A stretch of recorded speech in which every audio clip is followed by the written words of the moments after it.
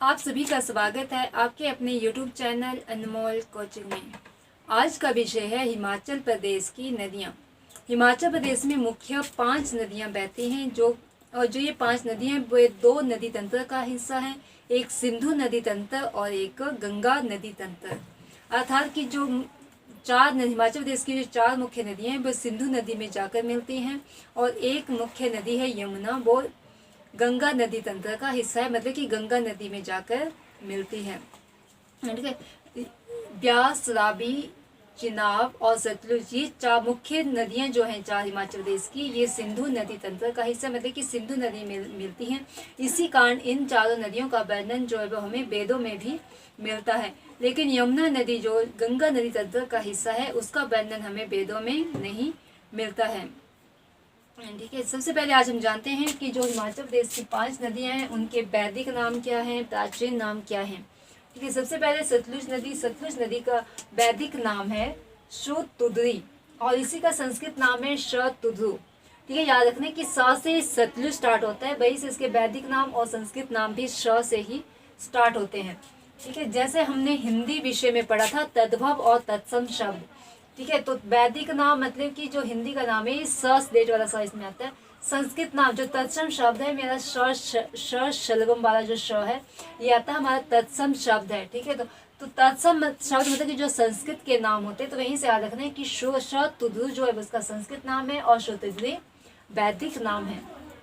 ब्यास नदी का वैदिक नाम है अर्जिकिया और संस्कृत नाम है विपाशा। रावी नदी का वैदिक नाम है पुरुषणी और संस्कृत नाम है इरावती। ठीक है। चिनाब नदी का वैदिक नाम है असिकनी और यमुना नदी का वैदिक नाम है कालिंदी। कालिंद पर्वत से निकलने के कारण इसका नाम कालिंदी पड़ा है। आगे हम जानते हैं कि जल ग्रहण क्षेत्र होता है, मतलब कि जो आपकी मुख्य नदी है इसमें आकर जितनी भी नदियां ऊपर से नीचे से दाएं बाएं से जहां से भी जितनी भी नदियां मिलती हैं, ठीक है, तो इस सारे क्षेत्र को कहा जाता है, मतलब कि जितना जहां जहां से भी पानी प्राप्त करती है वो सारे क्षेत्र को कहा जाता है अधिग्रहण क्षेत्र। ठीक है। इस सारे क्षेत्रों को कहा जाता है अधिग्रहण क्षेत्र, मतलब कि जहां से जल प्राप्त करती है तो क्या बन गया जल अधिग्रहण क्षेत्र। ठीक है। मतलब कि मुख्य नदी में जितनी भी जल धाराएं हमारी आकर दाएं बाएं से कहीं से भी आकर मिलती हैं, तो इस सारे प्रदेश को, इस सारे क्षेत्र को कहा जाता है अधिग्रहण क्षेत्र। सतलुज नदी का जल अधिग्रहण क्षेत्र है 20,000 किलोमीटर। ब्यास नदी का जल अधिग्रहण क्षेत्र है 12,000 वर्ग किलोमीटर। रावी नदी का जल अधिग्रहण क्षेत्र है 5,451 वर्ग किलोमीटर। चिनाब नदी का जल अधिग्रहण क्षेत्र है 7500 वर्ग किलोमीटर और यमुना नदी का जल अधिग्रहण क्षेत्र है 2320 वर्ग किलोमीटर।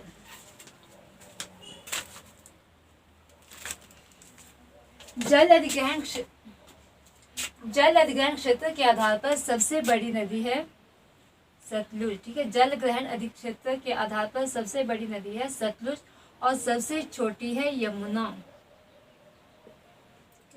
जल अधिग्रहण क्षेत्र के आधार पर सबसे बड़ी नदी है सतलुज और सबसे छोटी है यमुना।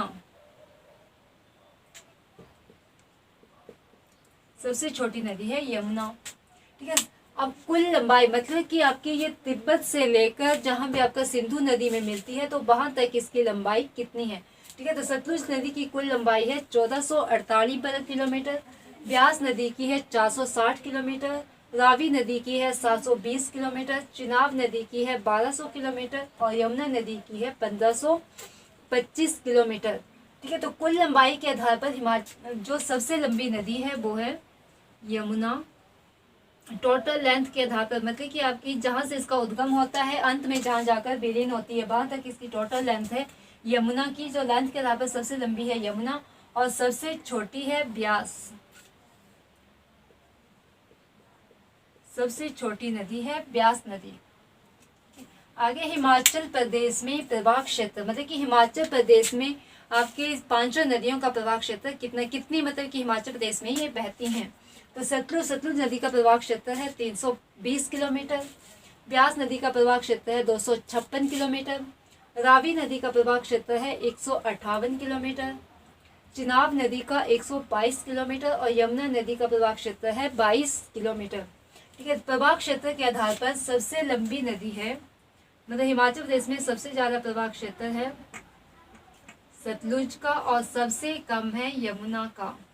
ठीक है, तो प्रवाह क्षेत्र के आधार पर सबसे छोटी नदी है यमुना और सबसे लंबी है सतलुज।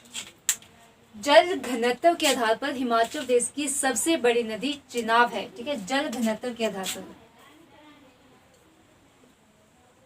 जल घनत्व के आधार पर सबसे बड़ी नदी चिनाब है।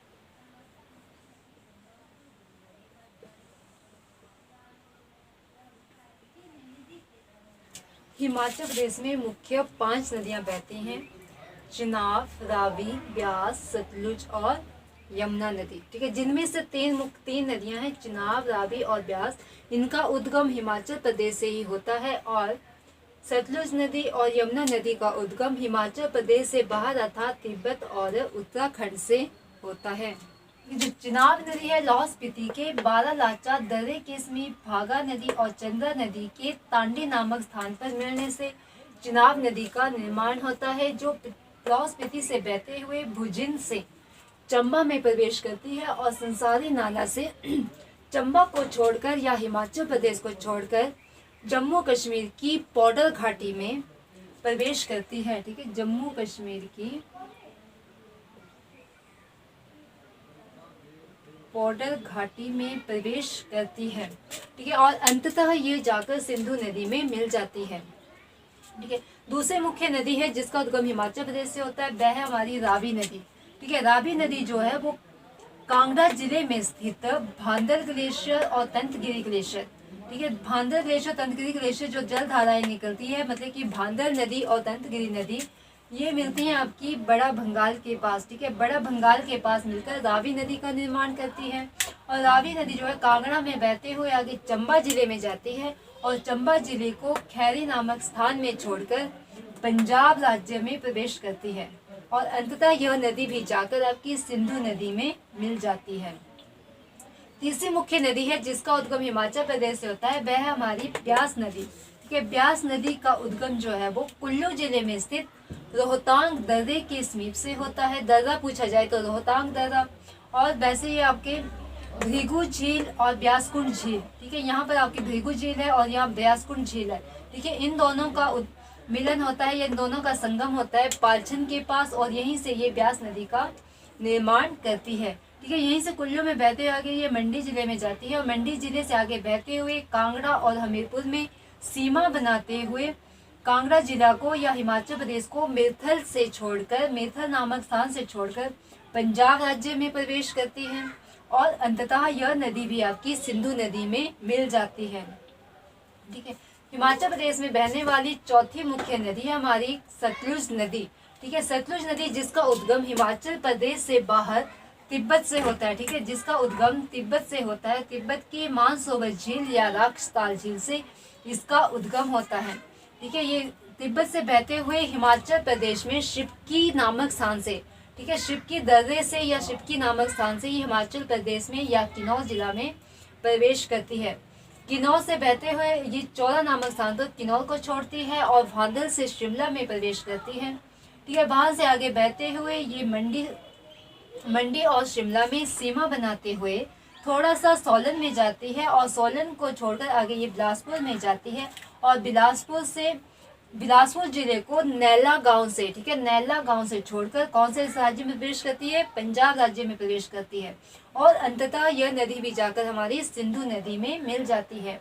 देखिए हमारी 4 मुख्य नदियां जो है सिंधु नदी तंत्र का हिस्सा है।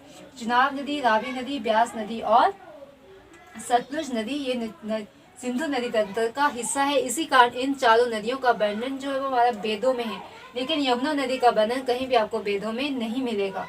ठीक है, इसमें मुख्य नदी है यमुना नदी जिसका उद्गम होता है उत्तराखंड में स्थित कालिंद पर्वत या यमुनोत्री से।